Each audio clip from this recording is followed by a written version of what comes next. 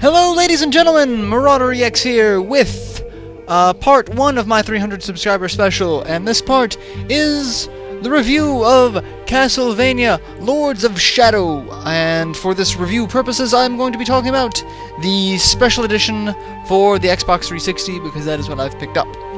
So, starting off with that, the edition itself comes in a really nice package. It's a book format, in which the first couple of pages are the art book with concept art from the game, and then the soundtrack CD that happens to have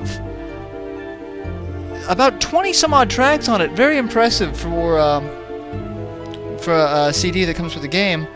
And then the game manual itself, and then the Xbox has a 2-disc version of the game.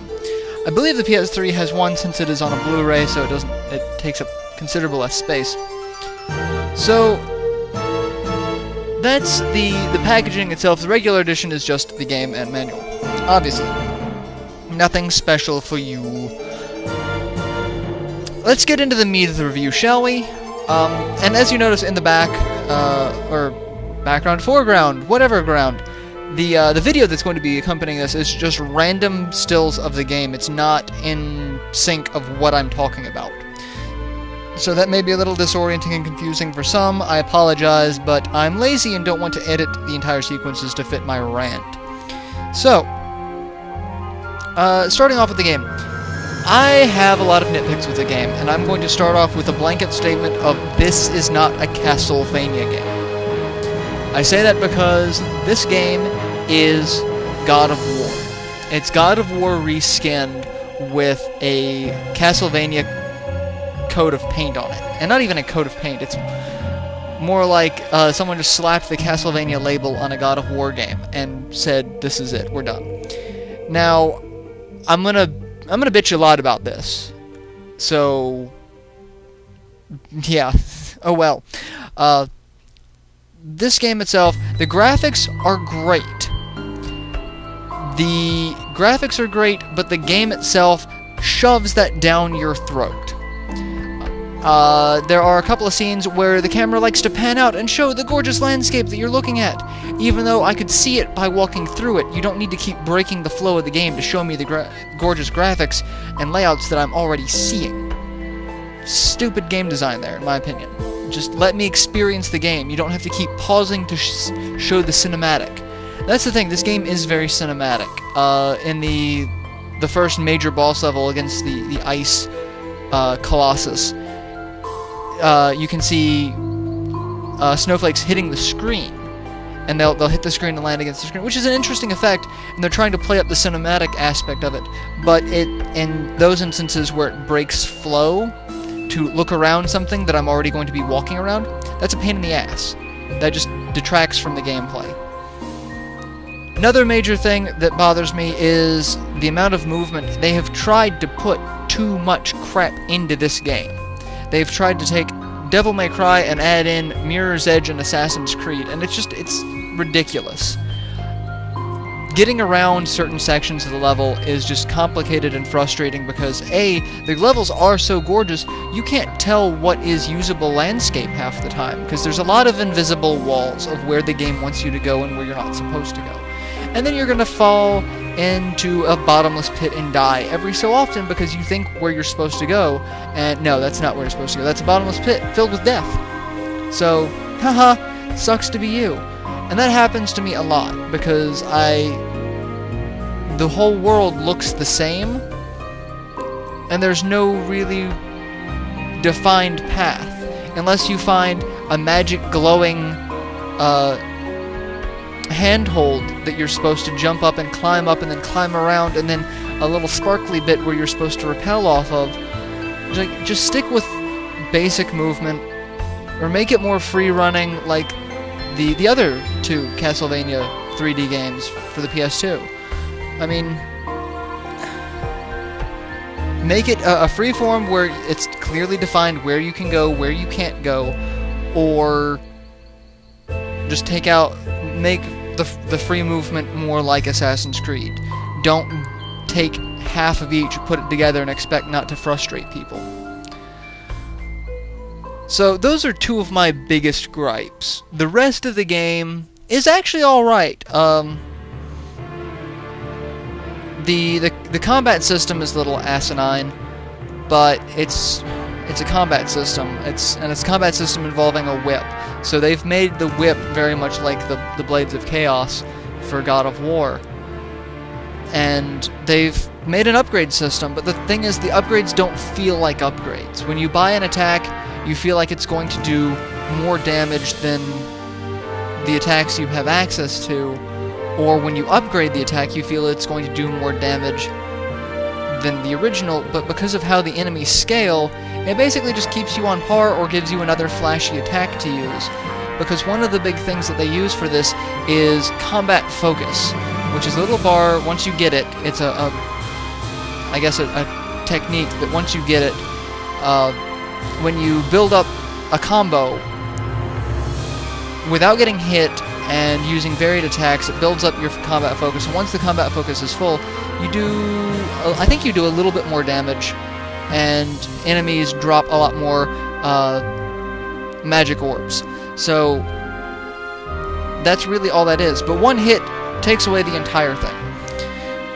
There is a guard and dodge system, but it feels so slow and clunky, especially compared to certain enemies where you can tell they're telegraphing an attack, but because of their size and their speed, it's really hard to block a lot of attacks, especially perfect block, which is what they encourage you to do. The other forms of combat is the magic. You have a light and shadow magic, which alters your attacks based off of what you're doing. The light magic, mainly healing. It does have some offensive abilities that you can purchase later. Shadow magic, more offensive. It changes the way some of your attacks function.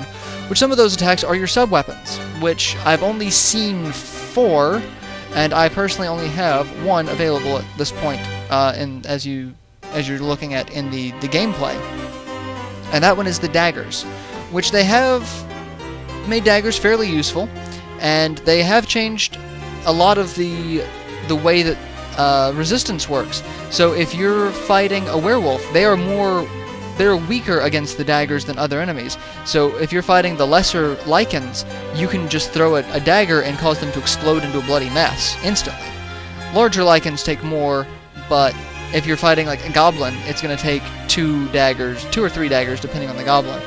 So I mean, they do throw nice things like that in. You know, Silver Dagger does more damage to Werewolf than the Whip or to other not Silver weak enemies, which is an interesting choice, considering most of the other Castlevania games do have some sort of elemental weakness or either slashing, piercing, bludgeoning weakness, which makes the game a little varied and useful. With all of that said, I'm going to say it is a good game. It really is.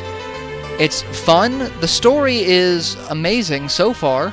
It's way over the top, even for a Castlevania game. It's out there. I'm not going to say any spoilers, but it's out there. And it has some great visuals, and the audio is amazing, and the voice acting cast is also amazing. The majority of the story is narrated by Patrick Stewart, and Patrick Stewart he just has one of those voices like James Earl Jones. You just want to sit there and listen to them talk. You don't care what they're talking about. It's awesome to listen to them speak. So it does have a lot of good points, but I really don't feel that this ranks up there as a Castlevania. I was actually more impressed with Castlevania Harmony of Despair, which was an Xbox Live game that is a fraction of the price, a fraction of it's a fraction of a Castlevania game, honestly. If you watch my review of Harmony of Despair, I say a lot of things. It's a great game, but it's short. There's not a lot of meat to that game. It's meant to be just replayed over and over and over again with friends online. But I had more fun with that than I've been having with Lords of Shadow. Lords of Shadow, like I said, it's a good game, but it's not a Castlevania game to me. And I don't know if that's Konami just trying to put it into 3D like this, or if this is more Kojima Productions pushing it in this direction. I mean, I was a huge fan of Lament of Innocence and Curse of Darkness on the PS2, and I really felt that's the way the 3D game should have gone. Just the environments feel like a Castlevania. It was a dark, brooding atmosphere, 1 versus a million, in Dracula's Castle of Hell. This one, Lords of Shadow, you don't get that feeling. You don't feel like you're wandering in a Castlevania game, mainly because you're not in the castle, and there is no Dracula. This is set in the canon storyline before the events of Lament of Innocence, so obviously there is no Walter Bernard or Matthias Kronqvist that becomes Dracula. So there is no Dracula. It's not possible. So that's half the feeling just right off the bat, just gone, is that you don't really feel like you're playing a Castlevania game. I really think this game would have done better without the Castlevania name, and that's one thing that I've noticed about certain games.